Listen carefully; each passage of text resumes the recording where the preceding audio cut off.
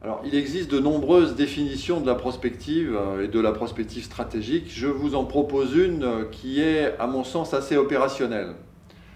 La prospective, ça consiste à explorer les futurs possibles pour anticiper les enjeux de demain et pour nourrir les décisions d'aujourd'hui. Alors, reprenons chacune de ces trois parties pour essayer de voir de quelle façon ça s'articule très précisément avec les besoins de l'entreprise et avec un programme de réflexion opérationnelle. D'abord, la prospective a la prétention d'explorer le futur. Pourquoi c'est le mot exploration? C'est parce qu'il n'y a rien à observer. Donc on est dans l'exploration d'avenirs incertains, d'avenirs qui sont composés de facteurs de diverses natures et qu'il faut assembler, il faut faire des hypothèses.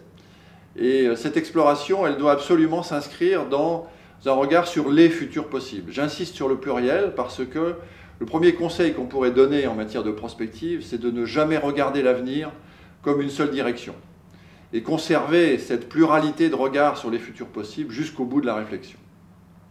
Alors, deuxième composante de la définition, la prospective, ça sert à anticiper les enjeux de demain.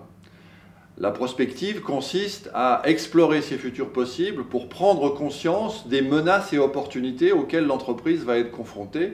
Et j'insiste sur les deux mots, l'avenir n'est pas fait que de menaces, l'avenir est aussi fait d'opportunités.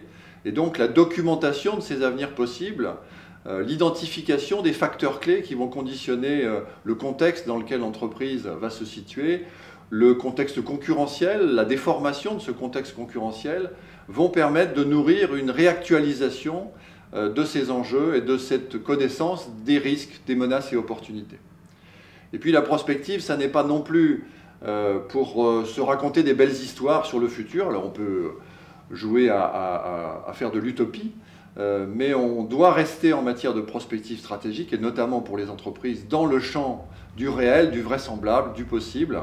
Et donc on doit s'inscrire dans les facteurs clés qui vont permettre, après cette prise de conscience des enjeux, d'alimenter, de colorer, d'orienter progressivement les décisions d'aujourd'hui et les décisions de demain.